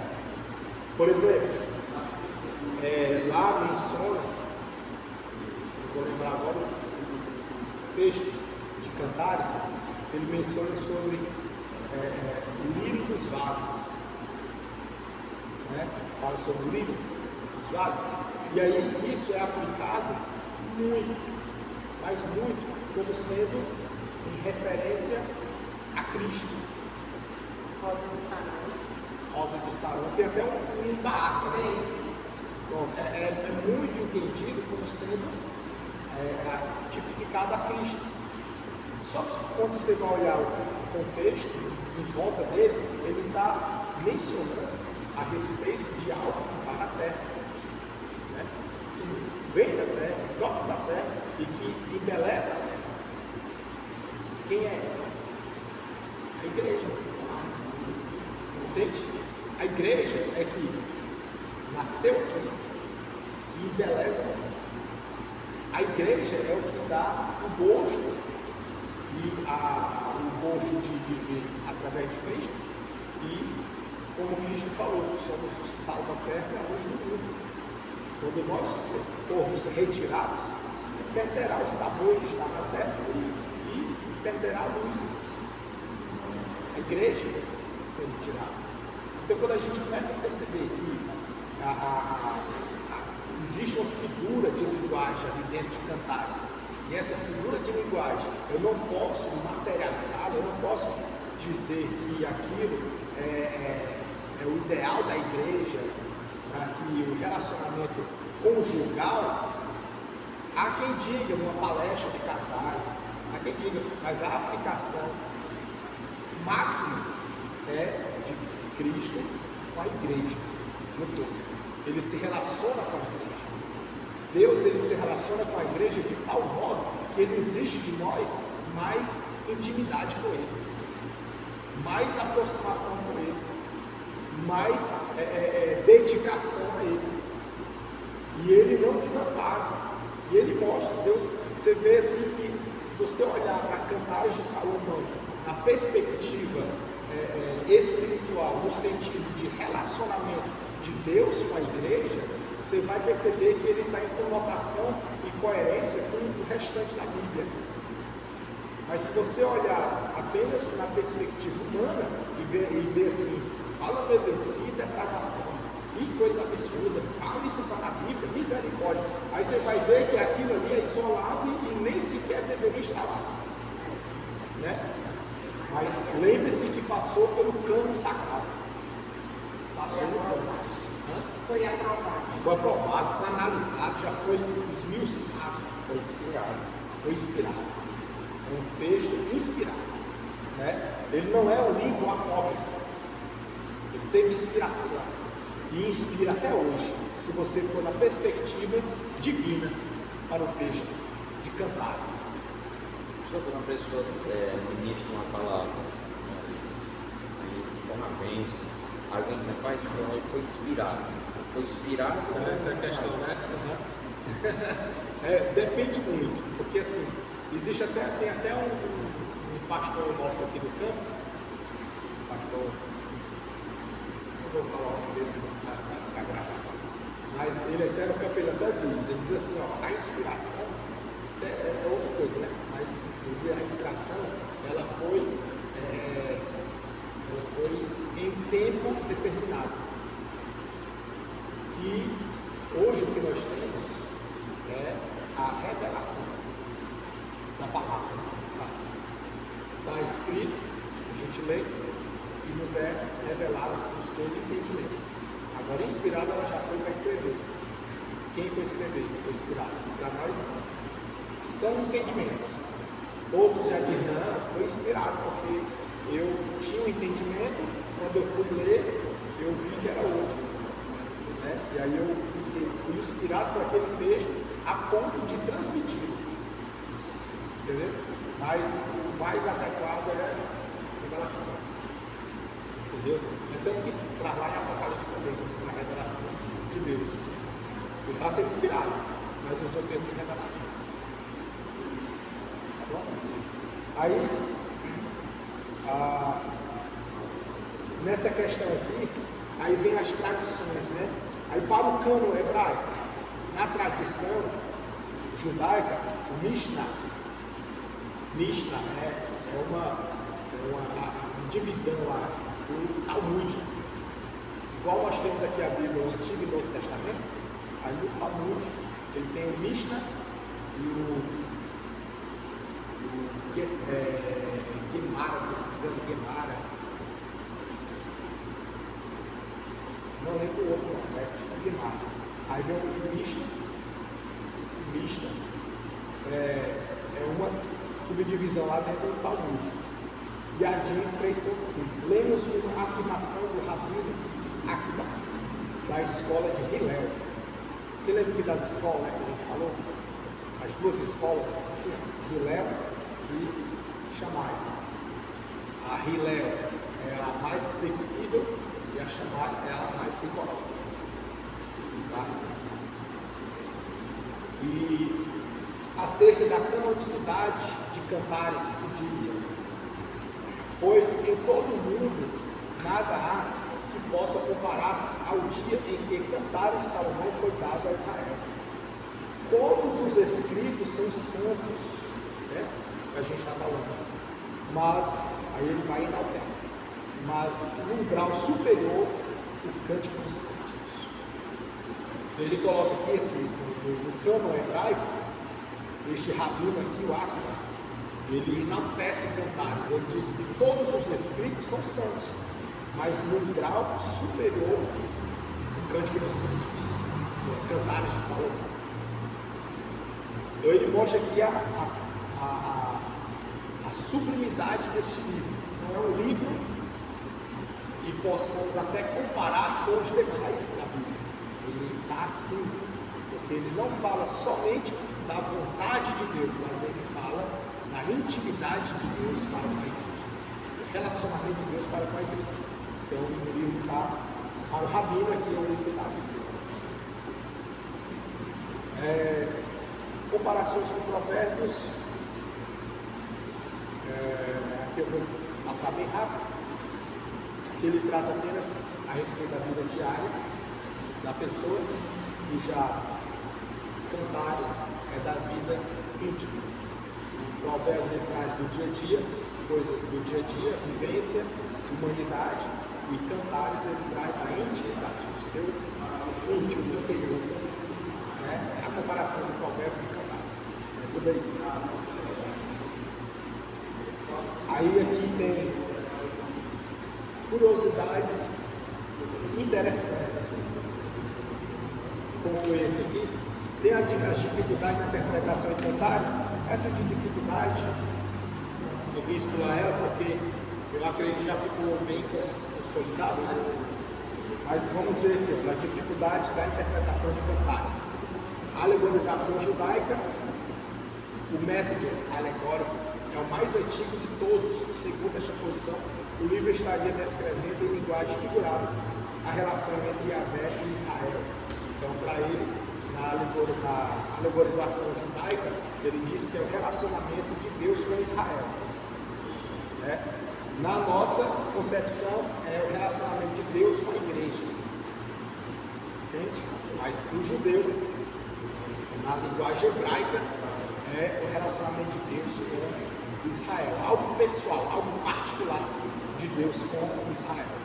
A alegorização da igreja primitiva, segundo o método alegórico, a igreja primitiva, de Orígenes e Hipólito, interpretou o livro como sendo uma descrição do amor de Cristo e a igreja, ou seja, consolidando ali aquele entendimento de Cristo com a igreja. E aí ele vai trazer aqui as suas referências. Já lá na parte das curiosidades interessantes, ele traz que no ponto 5 ao ponto 4, ele diz assim, que o único livro dedicado completamente ao amor conjugal, romântico e sexual. Meus amados, é muito comum a gente ver em palestras de casais mencionar a respeito desse relacionamento demonstrado lá em Cantares de Salomão. Muito comum. Principalmente na questão da figura de linguagem, do cordão de 3 dobras. Muito comum, cordão de 3 dobras. Aí a aplicação é o quê? Uma dobra é o marido, outra dobra é a mulher, a outra terceira dobra é Deus, Só que, se a gente for analisar, ele traz a figura da terceira dobra e bota uma condição. E ele diz que um cordão de 3 dobras é mais difícil de se quebrar. O Pai, o Filho e o Espírito Santo. É o Pai, o Filho e o Espírito Santo. Pega assim. Aí tem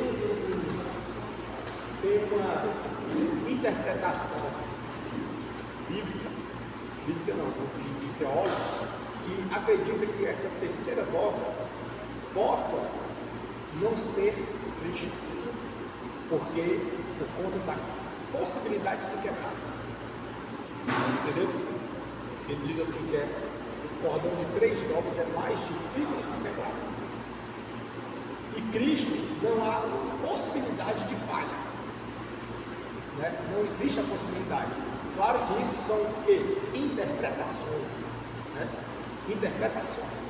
Todavia, nós precisamos ser prudentes, precisamos ser sábios de fazer a distinção, a leitura e a interpretação do contexto histórico, do contexto alegórico e do contexto espiritual.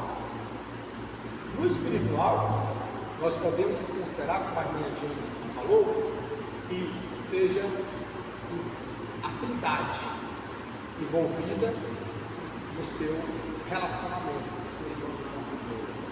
Pode-se considerar assim, a trindade no seu relacionamento. Mas como? Parto do pressuposto do que a Bíblia diz. O que a Bíblia diz? Que quando casa, passa a ser um só. Logo ali eu não posso considerar dois cordões, mas um só. Daí, a outra dobra vem a ser como sendo o mútuo relacionamento do casal debaixo da submissão das ordenanças divinas.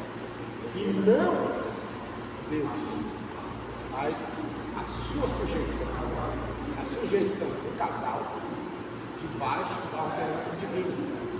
Por quê? Porque quando a gente vai olhar lá para Jesus, Mateus 19, ele vai dizer que um divórcio, e Moisés permitiu que houvesse um divórcio, todavia, no início não era assim. Né? No início não era assim. Como no início não era assim, logo entende-se que Moisés cedeu que acontecesse. Né? Ele cedeu mediante o quê? A pressão do povo, as circunstâncias, as dificuldades, e aí foi cedendo, foi concedendo. E nessa concessão dele, nós podemos perceber que foi mais para atender às necessidades dos homens, dos seres humanos, do que para obedecer à ordenança divina. Então, quando vem essa questão do divórcio, ela rompe uma aliança, ela quebra uma aliança. Quando ela quebra essa aliança, quando ela rompe essa aliança, você automaticamente já está ali desconsiderando o juramento que foi feito, ou seja, aquelas dobras que foram feitas. E aí traz aquela figura de que o cordão de 3 dobras é mais difícil de se quebrar, dando margem para a possibilidade de quebrar. Entende? Porém, quando Cristo falou que Moisés ele deu a parte de dispute, né? Ele permitiu o divórcio, mas no início não era assim. O que é o início? A vontade de Deus. A vontade de Deus é que não haja o divórcio, aquele rompimento, aquela queda. Mas pela dureza do coração aconteceu. Né? Então, nós como cristãos, estudiosos da Bíblia, e buscam o entendimento dela, nós precisamos entender que quando nós nos unimos e fazemos um só corpo, uma só carne, um só. E essa questão da figura alegórica, ela traz o cordão que era amarrado pelo sacerdote usava, levita usava cordão. E aí, esse cordão, ele sendo fortalecido, enrolado, envolvido, realmente era difícil de quebrar. Então, alguns trazem a ideia de que não se aplica ao casamento. Entende? Não é aplicável ao casamento, mas sim para a questão da relação do ser humano com a Trindade, no sentido íntimo, fortalecido. E aí a relação aqui embaixo com o divino, e não ele aqui, porque essa nossa relação ela é possível, ela é passível de falha, de erro. E o divino não se corrompe. O homem se corrompe, mas Deus permanece incorruptível.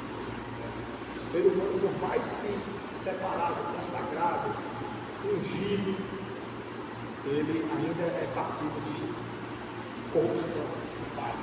Mas Deus, em momento algum, ele não se deixa escarnecer. Aí,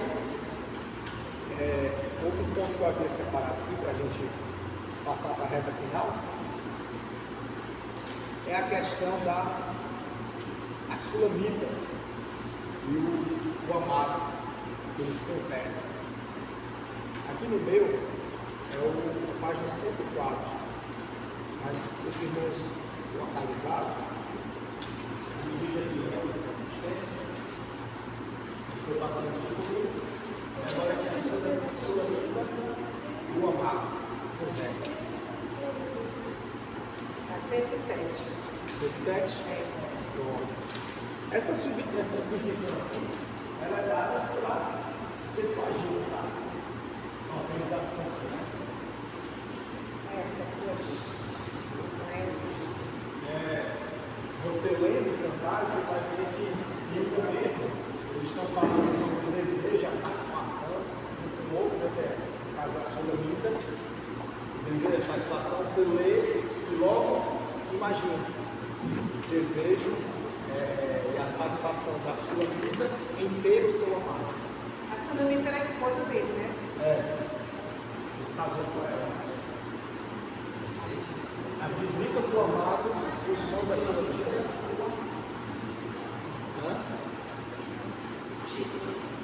A visita do seu amado, a visita do amado, o sonho da sua vida. Porque aí você percebe que você analisando na perspectiva de igreja com Cristo, como o até mencionou, a questão da simbologia lá do noivo com as 10 virgens. Estava aguardando, as 10 vezes aguardando o noivo, e o noivo vinha, então ela estava naquela expectativa, naquela ansiedade de encontrar com o noivo. E ali demonstra quem? A igreja, no geral, no modo geral, demonstra a igreja, aguardando o seu noivo. Por isso que na ceia nós somos convidados a dizer o quê? Maranata, ora vem Senhor Jesus. Aquela ansiedade, vem Senhor, vem Senhor, vem Senhor, para dizer para Ele que você já está pronto, aguardando o noivo, a chegada do noivo. E como se aguarda a chegada do noivo? De forma despreparada ou de maneira preparada? É para ser o quê? Preparada. Não é assim? Até porque o noivo, naquela parábola das 10 virgens, ele só levou as que foram prudentes. As nécias ficaram. Então nós precisamos entender e fazer essa comparação. Por exemplo, a divisão é a visita do amado e o sonho da Sulamita, no caso do Sulamita, é o sonho dela. Então a igreja, nós como igreja, individualmente e coletivamente falando, precisamos sonhar com esse dia, desejar esse dia, almejar esse dia e dizer para ele, pode vir, porque eu já estou pronto, estou só aguardando, entendeu? Isso precisa ecoar nos nossos ouvidos todos os dias. A cheia, e tem que ter reserva. Então, esse aplica às 10 mil convidados. Não entendi. Se aplica realmente às 10 virgens ou é às convidadas? É porque assim, na parábola, você vai ver que elas estão ali aguardando a chegada do noivo, aguardando chegar. Esse aguardar, elas não sabiam a hora exata. A qualquer momento podia chegar. Na tradição judaica, era meia-noite. A tradição, meia-noite. Mas na comparação da volta de Jesus, nós não sabemos. Entende? Então, assim, para comparação da parábola, as virgens, as 10 virgens. É tanto que nem todos que foram convidados estiveram prontos, estiveram preparados. Inclusive, tem aquela parábola lá das bodas que manda chamar todo mundo e de repente vê um que estava mal trajado e bota ele para fora. Entendeu? Era para ver aquela situação, na ótica humana, era para existir aquela situação de botar para fora que estava mal trajado, se não foi nem pré-requisito. Entende? Na ótica humana falando, não era para ter botado ele para fora. Mas na ótica divina, é para ele ter essa consciência de onde ele está e da honra que ele recebeu de ter sido, de fazer parte dos convidados. Então, assim, nós, por exemplo, trazendo aqui a aplicação para o nosso dia a dia, nós fomos chamados lá de fora do mundão, todos sujos de pecado, como diz Isaías, uma chaga só. E aí nessa situação, nós, afundados no pecado, Deus nos chamou. Só que Ele nos chamou e fez lá, como diz em Ezequiel, Ele deu um banho. Deu um banho, limpou, deu oportunidade da gente fazer o quê? Nascer de novo, ter novas atitudes, um novo comportamento. Aí de repente a pessoa vem e continua o mesmo. Aí o que vai acontecer? Vai ser exortado. E lá em Hebreus vai dizer que Deus ele exorta mesmo, é que Ele ama. Entende? Então assim, a gente percebe que existe uma cobrança de Deus para que nós estejamos prontos, limpos, a vestimenta alva como a neve. Entende? Então se não tivermos assim, obviamente poderá ser que sejamos excluídos. Né? Poderá ser. Entende? Então vai depender do que nós nos comportarmos. Então, no caso aí, aquele convidado mal trajado. Lá nos evangelhos vai ter isso aí, né? Lá nos evangelhos. Mas ele poderia não ter sido expulso, né? Ter colocado para fora. Porque não houve um critério de condições de traje. Mas ele foi colocado para fora.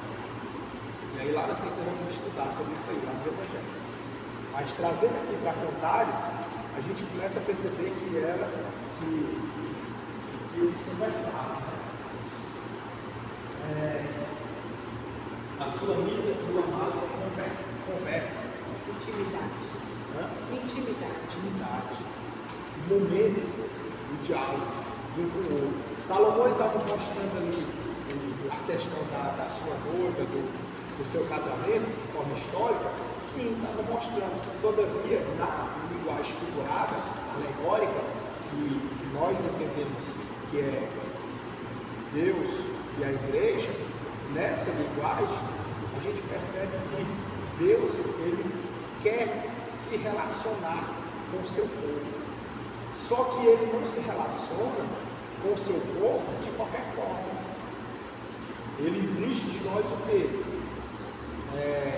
Humilhação, dedicação, abnegação, uma renúncia de tal forma que possa nos levar ao mais próximo do santo, na condição de santo, né? Então assim, nesse contexto, a gente percebe que esse diálogo deles, que eles conversam sobre a intimidade, eles conversam coisas que é apenas ali particular.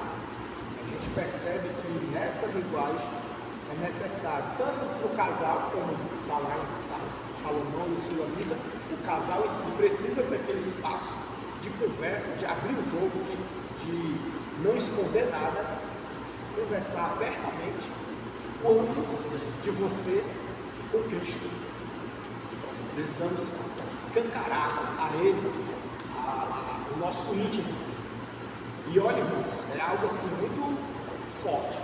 Deus ouve e atende. Só para fechar aqui, eu sei que cada um deve ter alguma situação, mas teve um momento da minha vida que eu passei por um estreito muito grande financeiro. Já casado com os 2 filhos. E eu lutando. Sabe aquela época que você luta e não vê o resultado? Lutando e para um lado e para o outro, meu Deus, aí é o momento que a gente começa a querer botar a nossa crença em Deus em questão. Eu não gosto disso, mas chegou um dia que eu fiquei pensando, Senhor, eu tento me dedicar à tua obra, fazer a tua vontade, não sou promíscuo, não sou assim depravado, tá desonrando a minha família, nem teu nome. Trabalho honestamente, busco, mas não vejo resultado, não ando, um negócio travado assim. Aí nesse dia eu estava no volante, sentado, cheguei em casa, entrei na garagem. Nesse dia eu não botava na garagem, botava do lado. Aí eu entrei, desliguei o carro e fiquei lá dentro. E lá dentro eu falei com Deus. Chorei e clamei a Ele. Lá dentro do carro ali. é meu expediente, é meu dia, postei lá. Pois nessa oração eu fiz um pedido a Deus. Os irmãos acreditam que com 24 horas, assim, no outro dia, quando eu cheguei de novo em casa, um vizinho meu foi até lá e disse assim, olha, o irmão trabalha com o quê? Trabalha com isso e isso. Rapaz, pois eu quero lhe dar uma fatia do bolo do meu serviço. Eu trabalho com determinada coisa, mas eu estou comendo o bolo todinho sozinho. E eu senti assim de Deus de trazer aqui uma fatia do bolo. E foi assim o início do divisor de águas. Acredito? Então assim, Deus ele quer isso, intimidade, clamor de forma aquebrantada, humilhação, aberto, falar, entendeu? Deus quer isso, Deus gosta disso. Traz aqui a conversa sulamita e o seu noivo, conversa, entende? Isso mostra, dentro do casamento, o casal precisa ter o seu a sós, até mesmo na ausência dos filhos, porque é eles, é o casal, conversar, botar os picos nos is, não é brigar, é conversar. Conversar, dizer assim, olha, está acontecendo isso, está acontecendo aquilo, assim, assado. Vamos ver o que a gente pode fazer. E se não tiver nosso alcance, pedir a Deus, eu orar junto, pedir a Deus no mesmo propósito. Pode até querer orar junto ali no mesmo meio de montada, mas isoladamente, quando chegar o seu tempo, aquebrante o seu coração para Deus. Quebrante desse humilhe. Deus ouve e responde. Ele tem um tempo dele para responder, mas ele sabe até onde você suporta. Tá certo? Então é muito importante. E é tão sério esse negócio assim de intimidade homem e mulher, que até a oração, quando não estou bem, a oração não é respondida, né? É, um negócio bem assim. É bem estreito. Deu para compreender, meus irmãos? Deus ama mais o pecador miséria que os santos. É muito importante, tá? E não tem significado os animais que ele cita, a gazela, né? Que as ensina cabras. aqui. Aqui é como eu falei lá no início, inclusive aqui, ó, 1 Crônicas, capítulo 4, o texto que eu estou lendo, capítulo 4, versículo 33, né? Também falou das árvores, desde o cedro que está no Líbano, até o sopo que nasce na parede. Também falou dos animais, e das aves, e dos répteis, e dos peixes. Então, ele era tipo assim, um observador. Então, assim, ele observava e extraía dali a essência da vida. Então, assim, o sentido é mais desse. Né? Mais velho, O salto da gazela, a agilidade da gazela. Entendeu? Era isso, aquela ideia. Porque assim, em tudo na Bíblia, aliás, nem tudo da Bíblia que está na Bíblia vai ter o seu sentido espiritual. Às vezes é somente aquele sentido histórico e textual. Só. A gente não pode também levar tudo ao pé da letra. Tem até uma tradição judaica que é chamada de Cabala. Alguns chamam de Cabalá. Que ela é exatamente essas interpretações assim, espiritualizando tudo. Tudo tem, né? Por isso que fizeram lá aquela questão do Deus deu 10 mandamentos, e aí eles se interpretaram e disseram, não é só 10, não. São 613. Entendeu? Então, assim, às vezes é perigoso isso aí, sabe? É perigoso. Mas precisamos estar satisfeitos com o que tiver na Bíblia. Tem coisas que é espiritual, realmente. Mas tem coisa que não é não. Simbólico. É simbólico, é histórico, é textual, né? É da época, é assim. Como provérbio, né? Provérbio, sei com a formiga preguiçosa. Usa a formiga. Comparação, né? Amém, meus irmãos? Algum comentário? E eu estou muito feliz porque nós chegamos já na conclusão deste módulo poético, né? A irmã lembra qual foi o outro poético, né? E vamos continuar, em nome de Jesus, né? Glória a Deus. Passando aí, ó, trabalhando aqui. Só tem que ir que eu trabalho na minha casa. Amém, viu? Vamos orar agora. Vamos aproveitar lá no já por nós que vai ser rápido. Coração relado. Amém? Nosso irmão Pedro vai orar. Amém? Essa oração em nome de Jesus. Bendito Deus, eterno Pai, Senhor amado e justo, ó Deus, nessa oportunidade.